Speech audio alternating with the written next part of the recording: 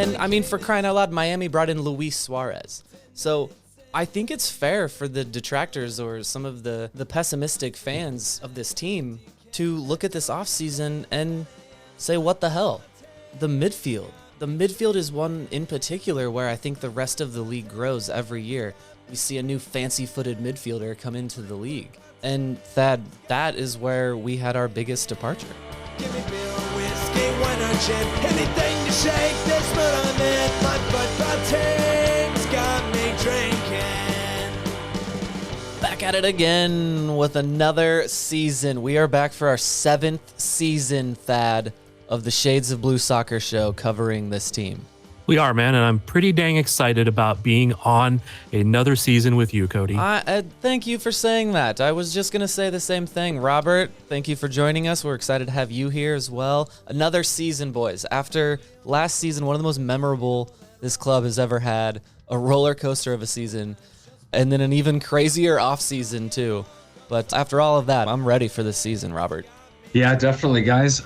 New season brings new hope, and hey, the way we ended last year, we really do have some strong hope coming into this season. Just as maybe as long as we stay healthy, maybe.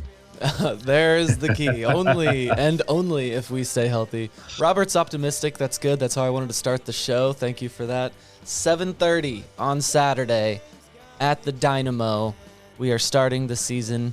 So we did an episode on Sunday, a normal weekly episode that is out now. You can go check that out. Recapping that last game of the preseason for Sporting and all of the other news around soccer in Kansas City. Let's do some, Thad, tell the people how to find you. What's your Twitter account? At the back post. At the back post. He actually remembered this time. Normally when I go to him, he always forgets it. That was not 100% confidence sounding, though, if you didn't notice. It was at the back post. Yeah, a little question in that. I don't tweet myself. It's like I don't remember my own I didn't remember my phone number for a long time because I don't call myself. Robert, how do they find you on Twitter? At SPKC Life. Always got to remember the SP. Yeah, I'm not going to lie. Story. It's a long story. Don't ask. It bothers me if I'm being truthful. The name of your Twitter really just irks me. That P really bothers me. I'm at that Cody, though, is where you can find me. David. Did you say P bothers you? Did I hear that right? It depends what color it is. Remember, Thad, you were at the sporting training facility and you were good, right? In the urinal, you were good? Yes. You were green, right? What did I miss here? Way to start off the show with a pee story. What? Good Lord. Should I just keep it moving? I don't know. The pee story sounds That was on one of our interesting. pods a couple of pods ago, was it not? Come on. I think so. Oh, Sporting, the green pee. the training center. Okay, right. Tell the people quickly if you can do this quickly. They have a pee detector. You pee into it and it tells you green, yellow, or red. Red, you got to emergency get liquid. Yellow, you should go drink a bottle of water. Green is good. You're okay. Just keep your normal hydration process. Thad in tip-top shape, always. I can't believe I forgot the pee color story. My hydration is guys. good, not much else. I've got a question. Is it good that we're beginning the season where last season ended in a playoff loss? Is that a good thing or? Well, a little rematch. I don't know. That's a good question. I didn't know you were specifically going for the game. I thought maybe you were just saying we're in the same position at the end of last season because they didn't really sign anyone this offseason. That's where I thought you were going. It all fits together. So that is kind of the story of this offseason. We'll talk about Gavin Wilkinson. I don't know how big of a role that played in maybe. Yes, exactly. I don't know how big of a role that played in maybe messing things up or what plans they had for that, but no big signings. Vermees mentioned some things fell through. That's, of course, to be expected, but the result here is no big moves. This league gets better every year. We always talk about how the quality of player every year that is being attracted to this league goes up. If you look around the league, there's so many exciting additions. Seattle got a 23-year-old Argentine winger. Pedro de la Vega is his name. Emil Forsberg for the Red Bulls. They got a number 10 out of Sweden. I think he was a club record signing. Dallas Peter Musa out of Croatia. He's a striker. The LA Galaxy, set a club record for a Brazilian winger. Gabriel Peck is his name, if I'm saying that right. And, I mean, for crying out loud, Miami brought in Luis Suarez. So I think it's fair for the detractors or some of the pessimistic fans of this team to look at this offseason and say, what the hell? I think that's fair. There was a failure this offseason. The midfield is one in particular where I think the rest of the league grows every year. We see a new fancy-footed midfielder come into the league. And that is where we had our biggest departure. That role hasn't necessarily been filled, but Eric Tommy is going to be the one to step up. How do you feel about our number 10 situation there? I feel okay. Not great, but also not terrible. Gadi is obviously a guy who's tremendously skilled, but even last year when Sporting was better / good, I know they were actually pretty good for that part of the season, but anyway, he wasn't playing like always a ton of minutes just because he was never 100% fit. So it still was Tommy carrying a lot of that or other players. So it's kind of okay if he's doing it as long as he can not overdo it. Try too hard. Something happened around his arrival into the roster. He may not have played every game, but when there were the 10 games without him, it was very ugly. So it just depends on which one of those forms of the team shows up or which one of those forms of Eric Tommy shows up. Well, I mean, let's look at the playoffs, guys. The game in St. Louis, the first game, right? Who scored our goals in that game? It was 4-1, I believe. Gadi Kinda, Logan, and Dembe had 2. They're the guys who sparked that playoff run. Of course, Logan played and scored at home in the next match as well. So it's not just Gadi Kinda and the extra spark that he brings, but Logan brought that spark in the postseason. If it hadn't been without those guys, who knows what would have happened in that series against St. Louis? Could have been either way, man. Very true. Very true. Robert, you were optimistic. David jumped in the chat here. He's already gone, but he jumped in the chat just to say the team is decidedly worse than last year. That is in contrast to what you said here. We were just looking at the MLSsoccer.com's preview of Sporting Kansas City, and they seemed pretty optimistic as well based on the finish of last season. But Robert, I don't know. How do you feel about the lack of depth and the lack of a big signing this offseason to bolster the roster?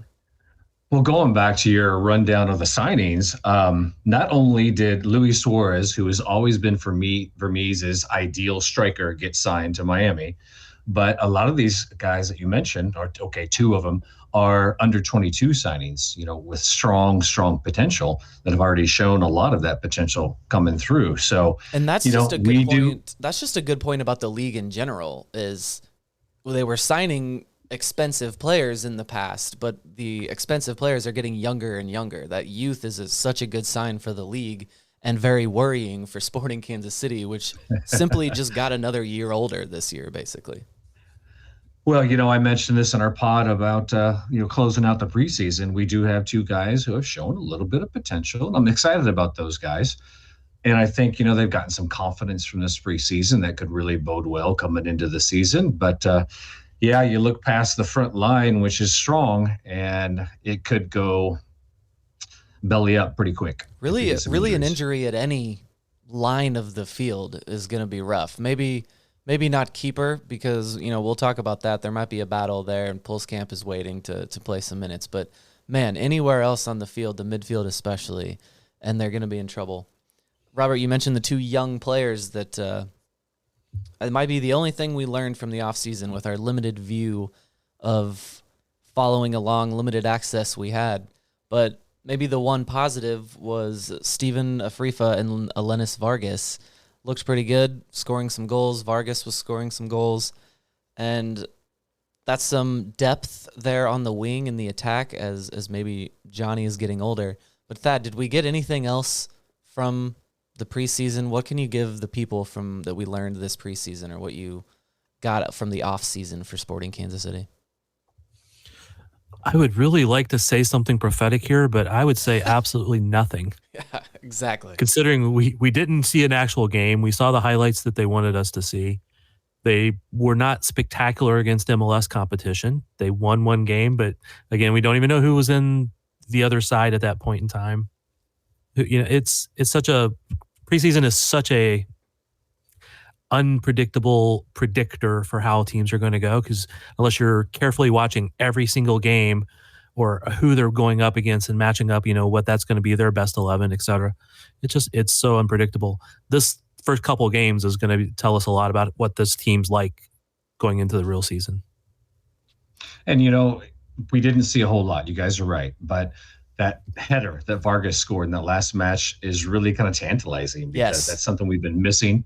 And, Rosero had some good moments in the box, scored a couple of goals last year. So if that can become more of a weapon for Sporting this season, that's definitely going to be a help. Who's going to drop it into him in the box from the corner? Hey, Johnny can serve a ball. Agata was the one in that clip that sent that in. There you go. But we'll talk more about that later because how much is Agata going to see the field? And if Vargas is in, that's probably means Johnny isn't. Okay, fine. I'm the positive guy here, and you guys are gonna just crap all over it. I get it. Okay, and if Agata's in, that means Polito's not. So, but hey, Robert, I mean, I have to be the one that's the contrarian here. So if you're positive, I am less positive. If you're all negative, then I'm the one that's more positive. So, anarchist is what he is. Thad, you said you didn't learn anything, and I'm kind of with you on there. But how about this? Did we learn anything from the Gavin Wilkinson saga? Oh God, I hope so. What did we learn? Did we learn anything about the team? Man, I don't know. Because did they learn the lesson of that mistake? Because it was a mistake to hire that guy. Whether or not he was a good GM person who would have found players, it was a mistake because he should not have been hired by Kansas City. Fans wouldn't accept it. They should have known that, etc. They would have been better off to hire a guy with lesser ability. If he was even good, they should have went with somebody with lesser ability, and they could be working on players right now. So who knows? Yeah, I think I learned something. I just don't know what it is. Like I learned that this team is capable of doing something like that, but then that there's enough level-headed people or enough that this city, how about that there's enough pushback from the city and the fans and the community that showed that that's not acceptable. So, yeah, I don't know. I guess we won't know for a while if the team learned from that. Yeah, it was in the press release at the end that they sent out, announcing that they had jettisoned Wilkinson.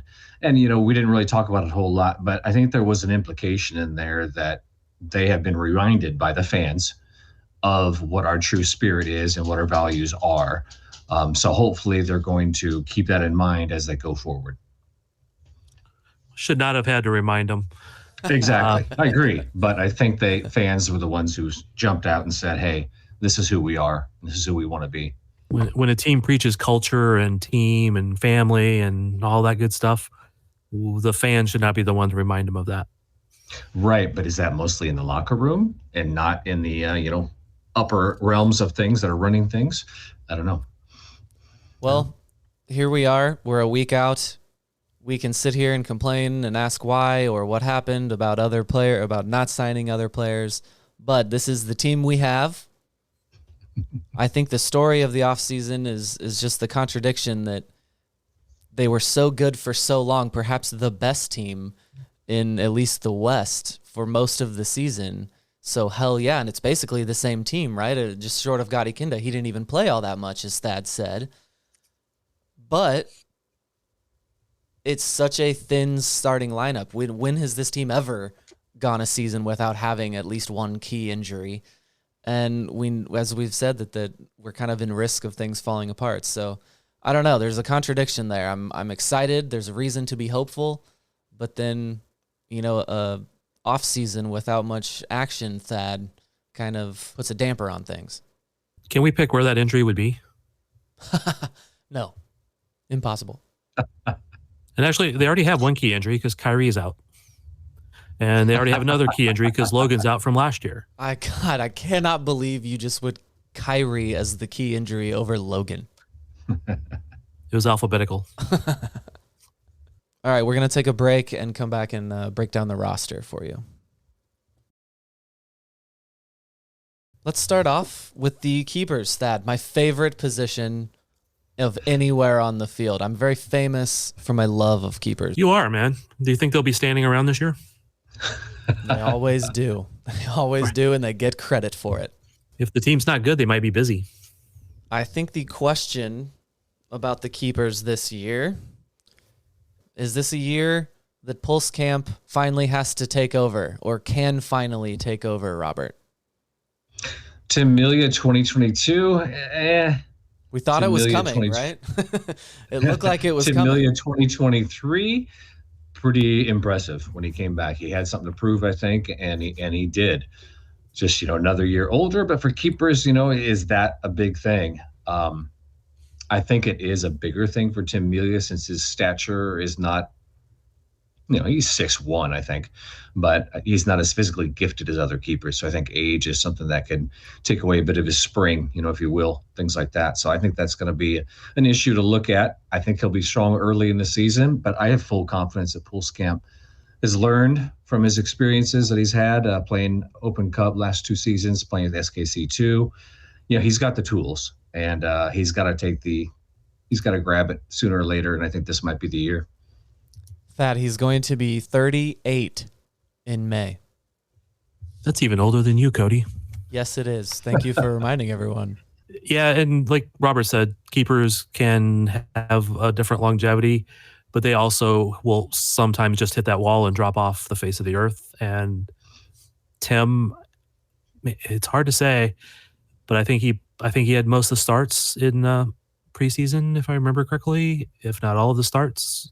So I think he's still looked at as the number one, at least from that perspective. But yeah, Pulse Camp will be pushing him, and we'll see what the other guy looks like probably down at SKC2. The other guy by the name of Ryan Shue. Nope. Good try. You're talking about the other guy was Pulse Camp in that sentence? No, I was talking about the other guy, not Pulse Camp, but you didn't pronounce it right. Enlighten us, Thad. I am not good with names, but it was something like Shayway or something. Ah, okay. It was not That's a good soccer name. Shayway is this man's name?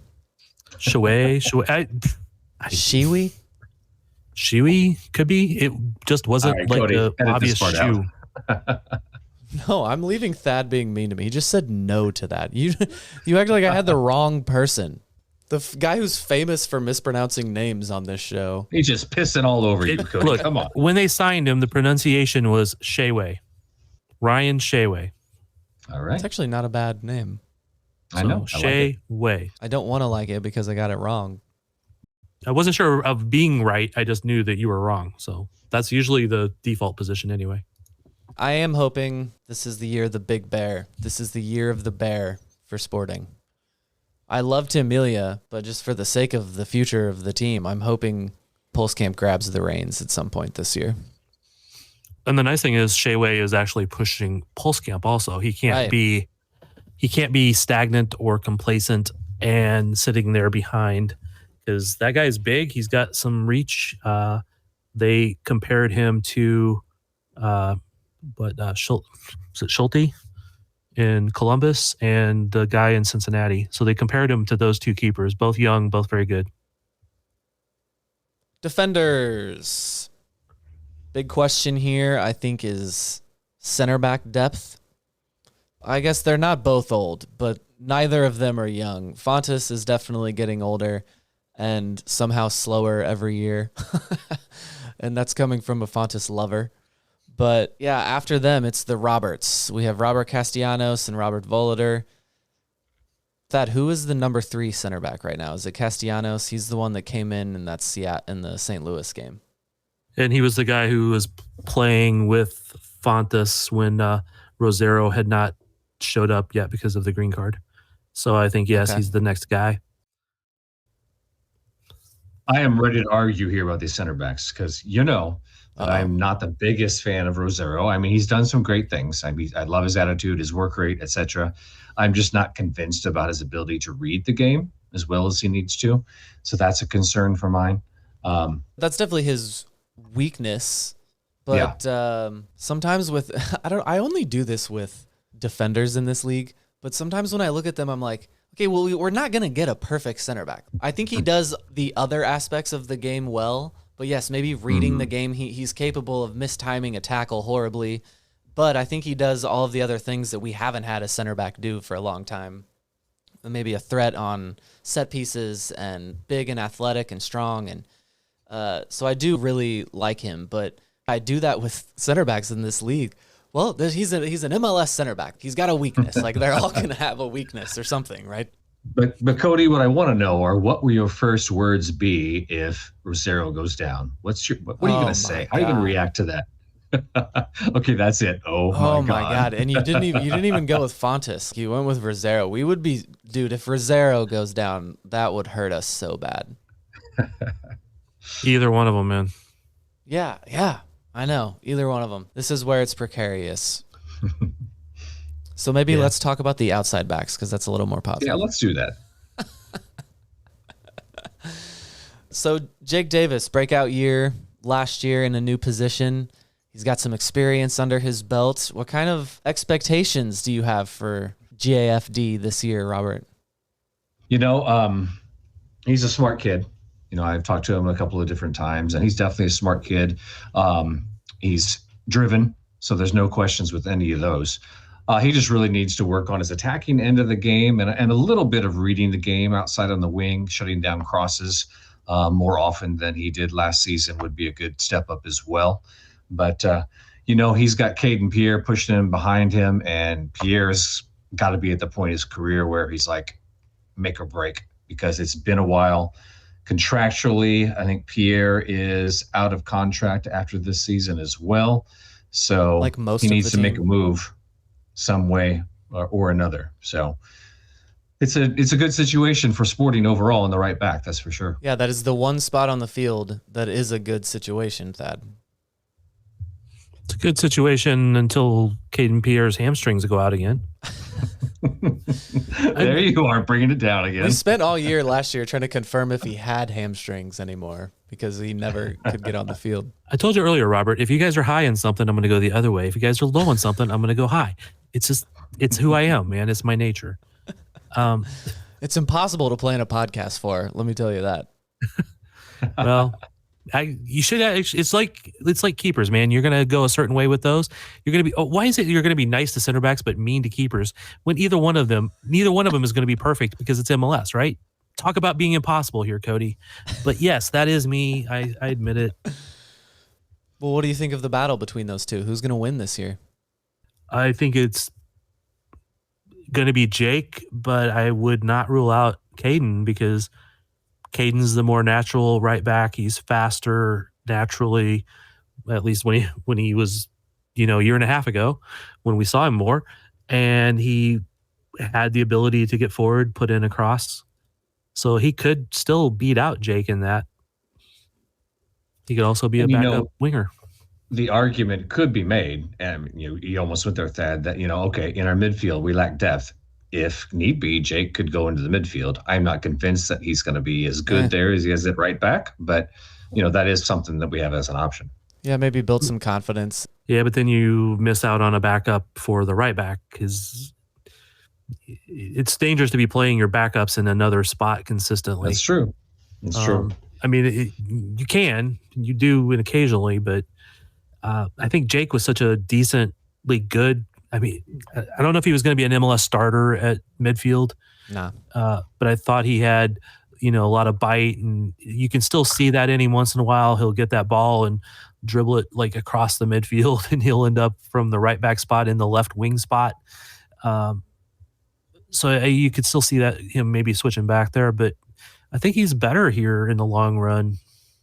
Cody on his layout here for our plan has appreciation for Jake Davis, and I'd like to give a little more appreciation. Hey guys, you remember the playoffs when he was a pain in the backside of a lot of the strikers and wingers for St. Louis? That's the Jake Davis I'd love to see. Yes, that goal or that assist that he had, that he just tore apart 3 of their defenders. If we get a fraction of that Jake Davis this year, then we might not see Caden Pierre all that much. Over on the left side of the field for the left backs with Ndenbe out, Tim Leibold is the assumed starter.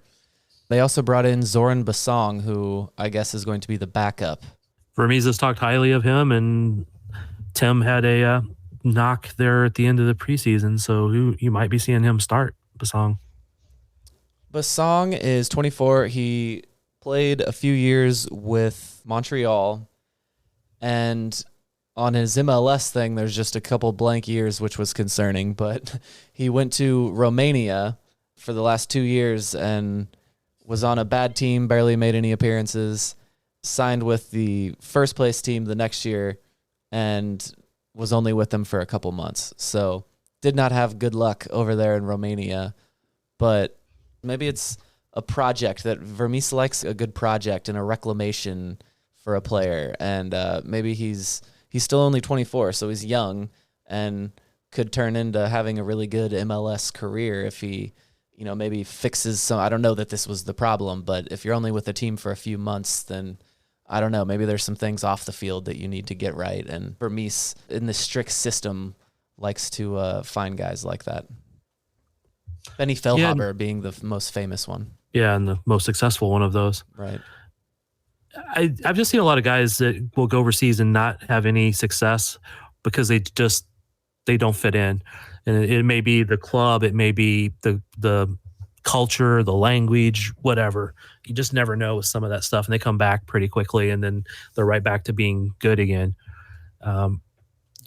You just never know with that. So I really want to see him play. I mean, again, we're lacking even get to see these guys up against MLS competition in preseason to test that. So yeah, when I get to go to practice, I will be watching guys like him just to see how they match up against other Sporting players as a first look. Moving along to the midfield, we kind of talked about Eric Tommy a little bit, but this is the big one for me. The offseason and a lack of movement in the offseason. I really did want to see another midfielder come in there, not just for the depth that we were talking about. If there's an injury there, then they're in trouble. But I don't want to be the guy. I don't want to be labeled the guy. You guys do this to me a lot. If I say something, then I become the guy that does that. But I don't want to be the guy that hates on Eric Tommy, because I do like Eric Tommy. That picture of him. You don't have to become that. You already are. See? Come on. There's that picture of Top Gun Tommy where he just had like an Air Force helmet on his head after that win against St. Louis. I love the guy. He seems to be a good guy in the locker room, and I love that. But if you go back and listen to some of those pods last year when Sporting was not doing well, and I think this even continued after they had started winning. This wasn't just in those first 10 games, but there were times Eric Tommy was just an entirely different player than we've seen him be capable of. There was at least 2 or 3 games where almost every touch of the ball he had was wrong, or he lost it, or was killing drives down the field. I was so frustrated with him for so long. And I know a lot of the players kind of turned things around and everyone started playing better after the bonfire. But I don't know. It's a question of which one of those Eric Tommies is going to show up. If it's not the good one, then they're in a lot of trouble, Thad. They're in a lot of trouble if any of those 3 starters are out for significant periods of time. Eric Tommy, Remy Voltaire, I'm saying Nemanja. I'm saying they might be in trouble just with Eric Tommy. That's the point I'm making. If he's healthy, is he the guy? That's the question I'm asking you. Do you have any worry about that? Not significant. I think when he was bad last year was when he was trying too hard. Yeah. The first 3 games, and I know we've said this before, but the first 3 games, they were not good, but they weren't terrible. They just weren't getting results. And then it was like the 3rd or 4th game when they did Agata missed the penalty. Eric stepped up. He took the penalty and he missed it. And then after that, the team was really bad for a few games, really, really bad, and just not getting anything better. And I think that was when he was trying so hard and just over trying it. Well, I think that's what is a flaw of his game. He never really, even when he was playing better, he still has that look of like chicken run around with his head cut off, where it's just there's so much movement and it's all so excited. I think back to one of those town halls that Vermees did last year. I was told that one of the points he made was talking about Eric Tommy and the way he plays on the field, the motion that he has. And Vermees actually cited Gutierrez as a player who does more with less, and he's saying that Eric Tommy does too much. Damn it, excuse me, sorry, that's a fine. If I look back on Tommy's best moment or the best goal that he had last year. That one where he kind of beat some guys on the corner and just turned and ripped it from the side. It was a beautiful goal, but even that play is an example of sometimes he's doing too much. So like if you go back and watch that, he does really well to get out of a jam that he put himself in. Things just kind of opened up, and then boom, he just swung his foot, and it was a very hopeful shot, and it all worked out. But it was that look of him doing too much. Yeah, I can see exactly why you're saying that, and I'm not totally disagreeing. I just think that when the team's playing well, he's all right, and I'm not too worried about that aspect of it because he is still creative. He is a little bit crazy, and they will have enough offense around to do things. But it's just the team has to all be playing well. Robert? Yeah, okay. Robert, he made me feel better. Don't bring me down. The bright spot about Tommy is this, guys. 11 assists last year. You know, when he first burst on the scene, he seemed to be a pretty strong goal scorer. He had 5 last year. But the 11 assists, to me, really shows that he's kind of gotten used to MLS, number one. Number two, that he's realized his role is, not to do everything, but to accentuate, what the wingers are doing, how the sporting system works. So that's a very good sign as far as that goes. I think a lot will play into which side of the midfield he's on, the left or the right. Yeah. I know he likes the left, but I thought he was better at the right side of the midfield because he was trying to go from the left side to the right side. When he's on the right side, he was there and he was a little more calm and precise, I felt. Memo Rodriguez was brought in. Really like the only name that we signed that anyone might know of. Bounced around the MLS. Robert, what do you think of Memo Rodriguez? How are we going to have to see him a lot, and how's he going to fit into the team? Well, you just said he bounced around, right? So 2019, best season, 26 appearances, 7 goals, 5 assists. And, if he comes through with that for Sporting this season, great pickup. However, 2022, he made 30 appearances for Houston, which is great too. Nothing stat-wise, though, and he had 1 goal. And then he just, between those years, he was playing in USL for 2 years. So interesting as far as that goes. 2023, 21 total appearances, 1 goal. He bounced between Galaxy and Austin FC. So you mentioned Reclamation Project. We've mentioned potential, and I think Memo Rodriguez is both of these. Yeah. I think Vermees has praised him in the preseason. That's a good sign. And, he could be a solid backup, solid supporter, a late reliever for Eric Tommy to bring somewhat what Gadi did. But, he's going to have to prove it because his resume lately is not impressive. And then the other depth behind him is a concern as well. We've got Felipe Hernandez, another one that I have always had my questions about. Ozzy Cisneros, Danny Flores, and I think that is it, right? Yeah, I think so. Yeah, that is it. But that's one of my even maybe one of my bigger concerns is what if Redoya goes down? Does Voltaire drop back? Does Felipe Hernandez come in? Does Memo Rodriguez come in? If Redoya goes down, you have Danny Flores back there who has been playing 6 with the 2 team, and I don't know. There's just a lot of questions there of how they would maneuver around that to make it work. Well, the ideal situation here for Sporting this year in the midfield is that Remy Voltaire is not forced to play multiple positions. To be in that 8 consistently is the answer, is hopefully we get. Yeah, Remy at the 8 is very good. Let's hope for like 40 straight healthy games for all 3 of those guys. Well, Redoya is the big concern, like you said, Thad. Can he make it through a season? Because, last year, the beginning was rough. Yeah, I do. I mean, that often happens when guys come in, especially when they're reclamation projects or guys that were out of form or whatever. But so the real question will be, how does he do? He was pretty consistent through the end of last year. Mm-hmm. Does Memo Rodriguez become the attacking midfielder if Tommy goes down? Yeah, I would say Rodriguez is your man. Yeah, for sure. Polito. Yeah, it might be playing behind Agata. That would be an interesting game. All right, mentioning Polito, that's a good enough segue to bring us into the forward discussion. And that's my question right there. Can Alan Pulido stay healthy, Robert? You know what? So I have this girlfriend, you see, and she. Okay, you don't have to brag. No bragging, man. She brought up this picture of Alan Pulido that showed every single muscle in his legs in this photograph. I mean, everywhere. Where his shorts and hiked she's up? like, yeah, it's like, how impressive is that he's got, I mean, he's just ripped in the legs. I was like, yeah, you're right, he is. But he's fragile. That's why he's famous for hiking those shorts up. If my thighs look like that, I would do it too. But Alan, we know Alan's attitude and his work rate is second to none, really. I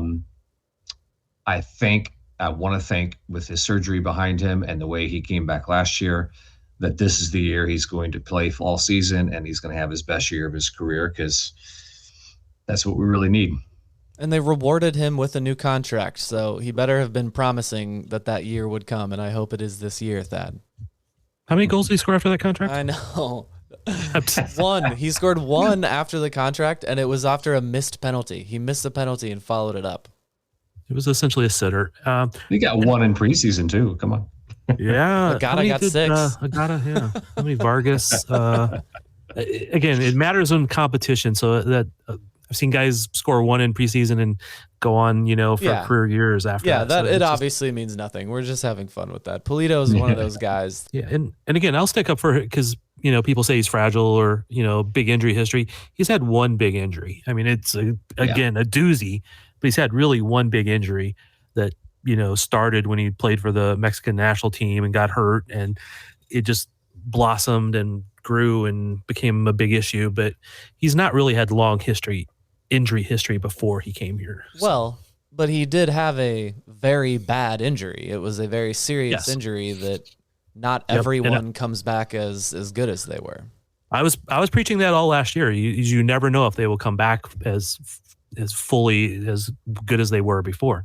And I still don't know that Gadi will, because again, he was never quite 100% fit here. Maybe he will be with his next team. I wish him well.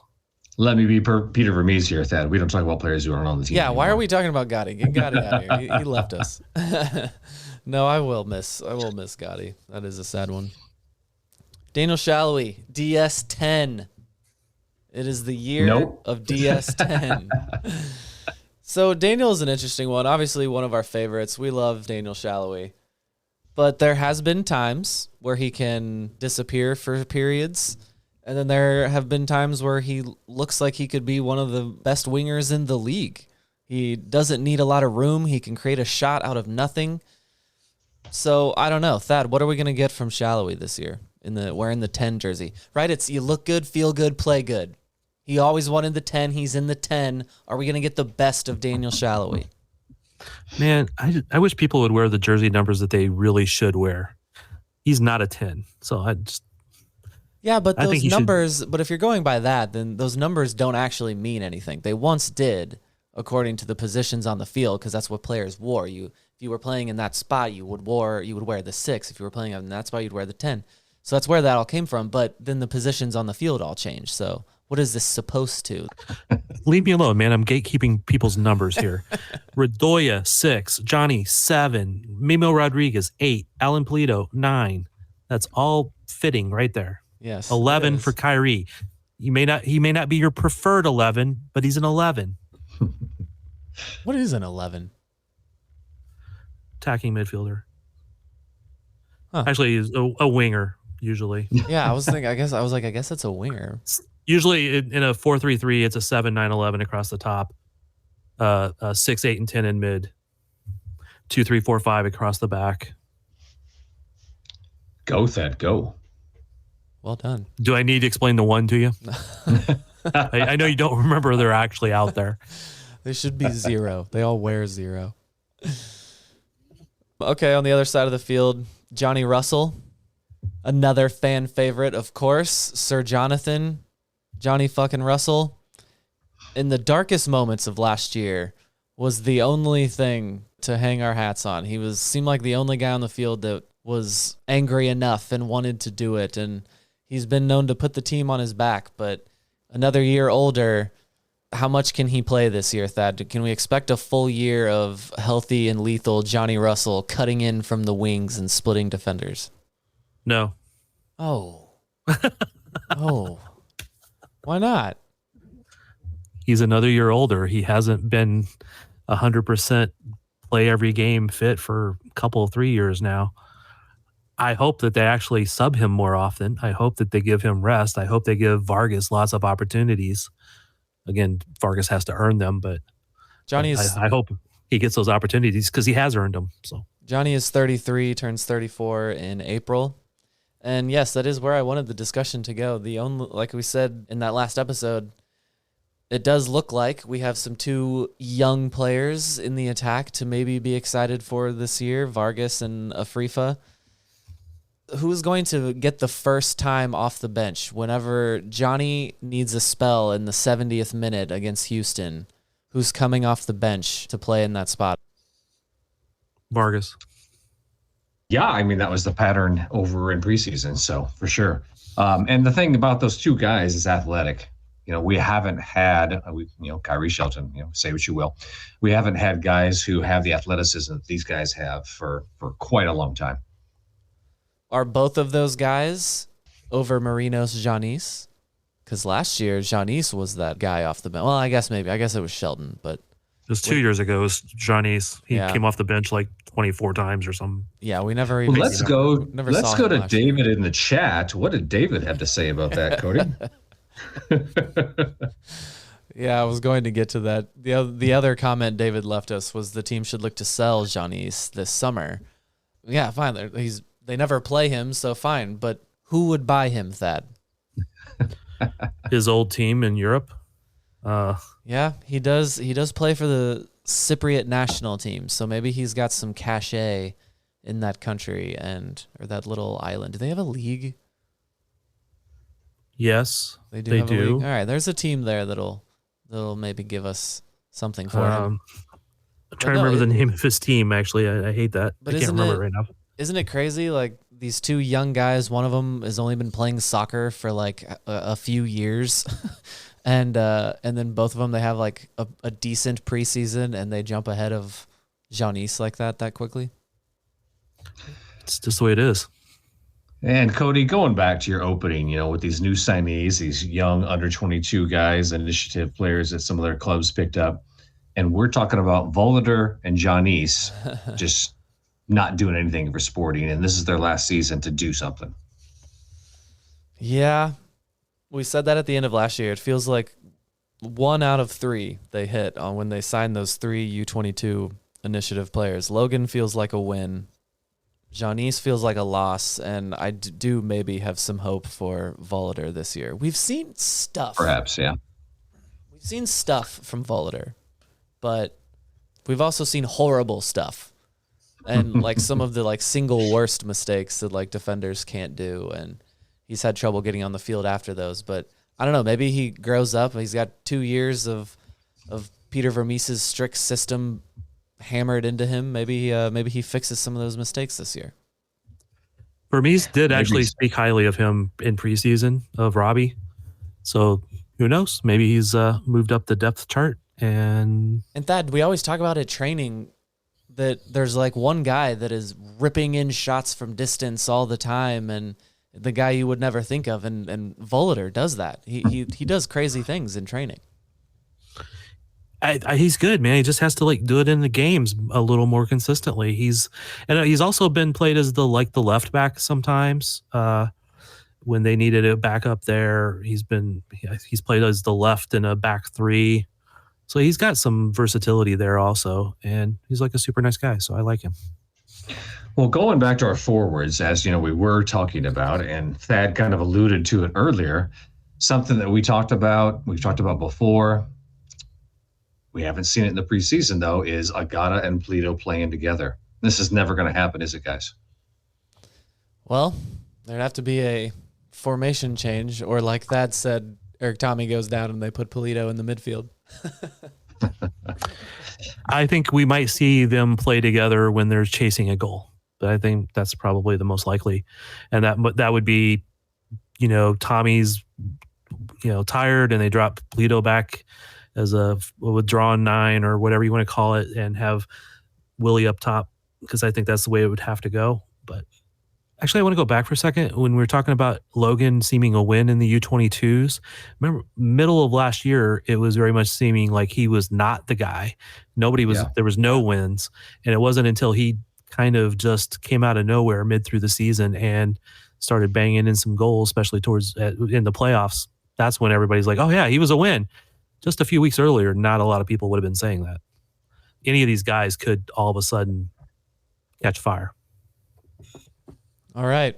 That is the roster for the 2024 season. Like we said, we can ask why and wonder how and what happened and did Gavin Wilkinson mess things up this offseason, but this is our team. This is what we do every year. These are the guys we're going into battle with. We support this team in the badge. These are the guys in the jersey. And hey, I feel good about the starting lineup. Starting lineup, I feel good about. Beyond that is the big question.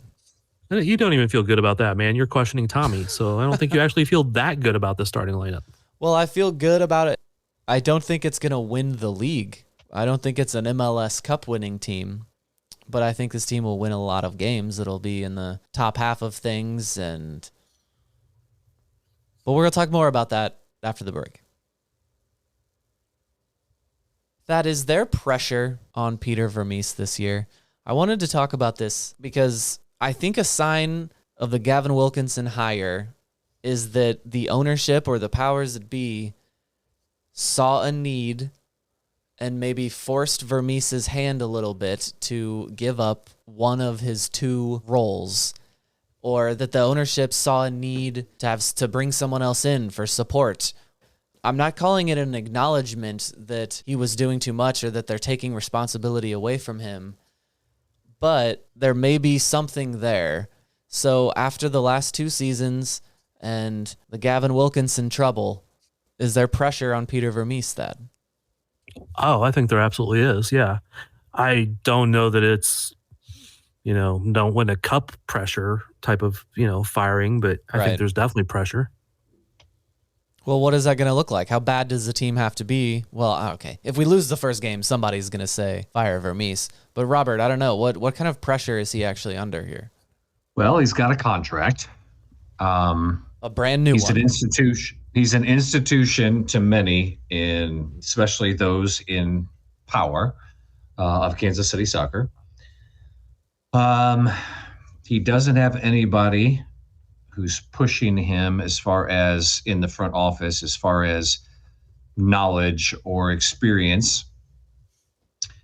I think he's got a pretty long leash. Yeah. But the thing about Peter Vermes is he is pretty good, we have to admit, at correcting things when they go wrong. I mean, and knowing what it's going to take to correct it, whether it's saying somewhat, it's true, ignorantly by some, hey, we have to wait till we get our players back from injury, or just, making little tactical wrinkles in the playoffs when, to beat St. Louis or what. Or the He's had a pretty good record. The last 2 seasons as an example, things have gone wrong at the beginning of the season and then they turn things around in the second half. And last year was even more than the second half. So even the strongest haters do have to, that is a point about Vermes that I think you do have to give him, is that he's corrected things when they go bad. I think it's something that we have to give him credit for. I think there's a lot of fans that still won't give him any credit no matter what. Yeah. And because there's fans that want him out. Again, if they aren't winning in the first half on the road in Houston, there'll be fans calling for him to be gone. It's to a ridiculous point for some fans to call him out. Again, it's their prerogative. It's their choice to do, and that's cool. I just think it's silly sometimes as how much people hate him. I think there are still definite roster construction questions that have been persistent over the years, and that was, probably part of the Wilkinson hire. Taking some heat off of Peter, some responsibility off of him, which he seemingly welcomed, I guess, but who knows? But roster construction does need to be better because, as we have talked about, 18 of roster spots could be released or option up, picked up at the end of the season, and these are all players that Peter has had a large hand in bringing on. I think we forgot to mention that. We were talking about that before, but yes, Robert, 18 players That's the majority of the team is out of contract after this year.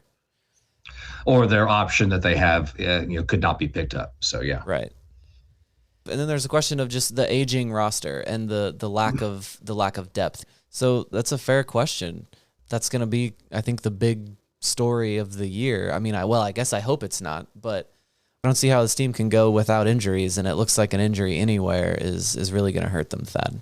I think one of the problems with any team, which is if I was offered to coach an expansion team or an existing team that's been in the dumps for a while, I would probably take the expansion team because you have a chance to start fresh and not have terrible contracts and things like that. We know there's players on Sporting's roster. I'm not going to start naming names because I don't feel like doing that, but there's players that are making more money than they're contributing by a good chunk. And you have guys who are veterans who maybe were making more money than they needed to be things like that. And it's part of going through the cycle of a cap league. It's hard to be a team that refreshes all the time. I know there are teams out there that do it, but it's hard to do. And it's hard to stay consistent. I mean, Seattle even missed the playoff 2 years ago. So every team goes through these processes, and the newer of a team you are, the less you have of those bad contracts, those bad choices, or just bad luck with injuries. And everybody goes through it. So it's just how it is. It's whether he can come back from that and build that team back up. Has he done it? Not this year. Well, the positive here, Thad, let me do the positive side, is 18 guys who could be out of contract might be hella motivated. That could be, they're going to prove themselves this year. Took so long, right? I'll name one of those names, Kyrie Shelton. I'm very interested to. We're going to have to keep an eye on that this year. It'll be interesting when the salaries are released. I don't think it's unfair of me to say, like, there are Kyrie haters. I don't consider myself one of them. I like Kyrie. But I don't think it's unfair to say that contract was crazy that we saw last year. That is undeniably not unfair at all. Undeniably, that is one of those guys that is making way more money than the bottom line was contributed on the field. And then they signed him again. So I am, and that's not even saying I know they signed him for another few $100,000. I don't know that that's true. They convinced Roger Espinoza to come back, and the guy played for like $70,000 or $80,000, the league minimum. It was like $86,000. He stayed around and did that. So maybe Kyrie has done something similar or taken a pay cut, but that is one of those that I'm very eager to see when the salaries come out. We haven't heard about any new contracts for him, has he? Have we? Well, they re-signed him last year, didn't they? Shelton is one of the 9 guys who are guaranteed to be here this year and next year. But I mean, I thought you were talking about like this year, Cody, which that's not. And quite honestly, I think what happened was when we found out that he had a new contract, he had actually signed like the year before when he was playing pretty good and made a lot closer to that value. But that's, again, one of those contracts where you make a mistake, you sign for long term. So wait, hold on. You're saying they like held it for a year that they had re-signed Kyrie?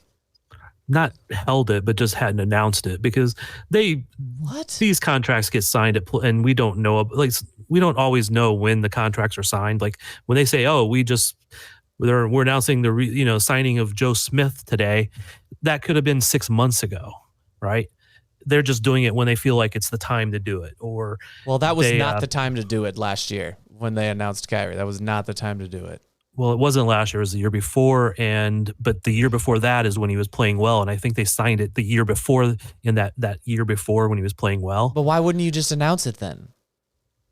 There was other stuff going on, and they just we'll announce it a little bit later, or maybe it was that end of that year where they were bad. I forget now. Is this I'm sorry, I forgot how you introduced this. Is this you're just guessing maybe this happened, or you did hear that this is something that happened? I think that's kind of what happened along that line. Let's just leave it at that. Huh. Okay. I don't think it was like, he played terrible this year, so we're going to give him a new contract. They just had to finally announce it because it took effect. That's my guess. Let's talk a little about expectations. The MLS talking heads put Sporting Kansas City anywhere from 1st to 9th. And I actually saw they got 1 vote for MLS Cup on the league's thing when they were predicting the winners. Somebody predicted them to win MLS Cup, amazingly. I have to help David out here. Nobody picked St. Louis to win the West. Yeah, true. Thad, there weren't names on that particular article. That was just they had people voting, and it just said I don't blame them for not vote. putting their name to that. They also picked the most votes was Inter Miami for MLS Cup.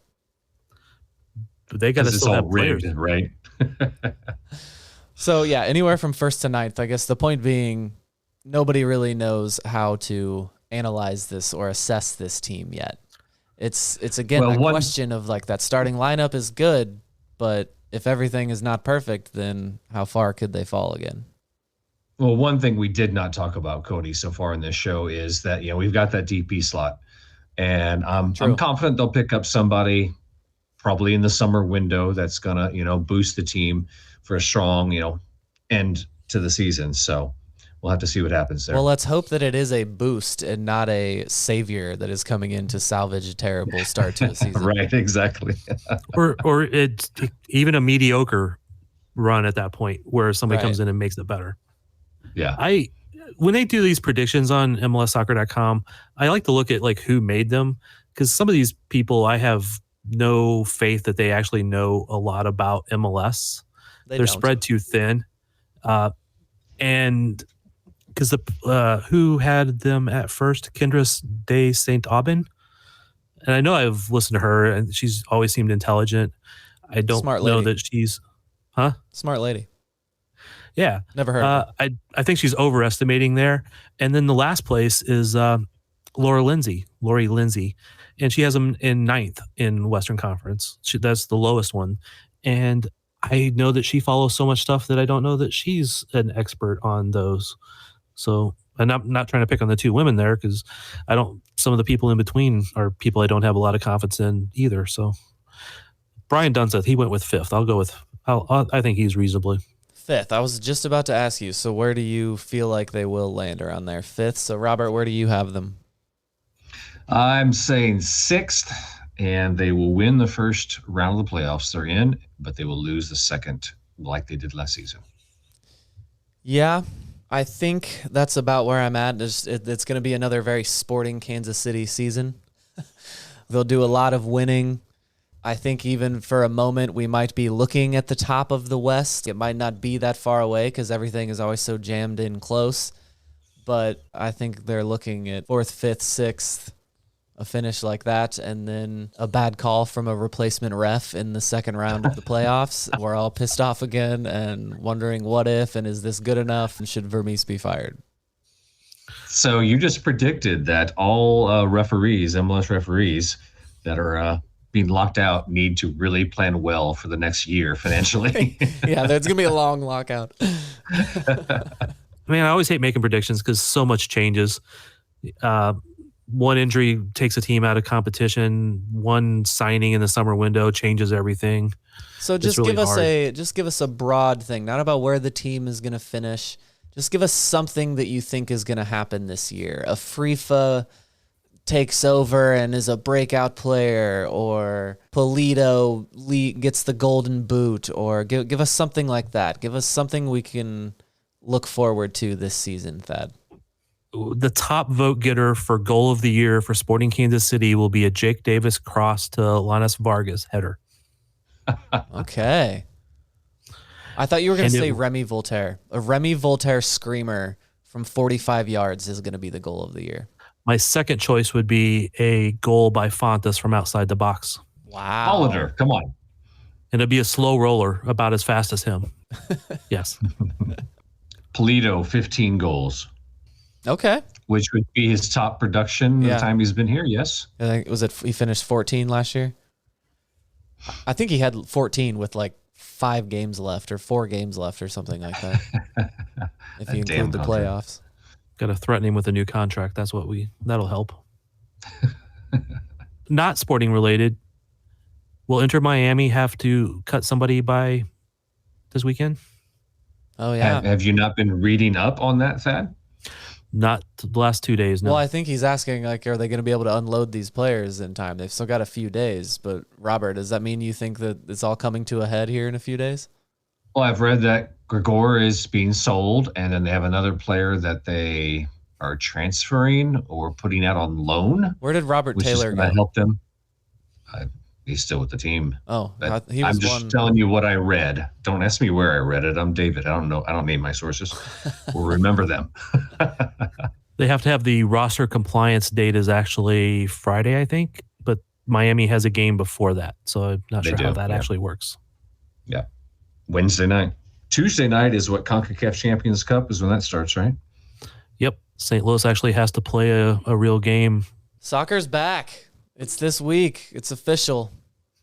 I'm excited. I was hoping after talking about all of this, I would be more excited about the team. I don't know. Did we get people excited about the team, or did we dampen expectations over the course of this pod?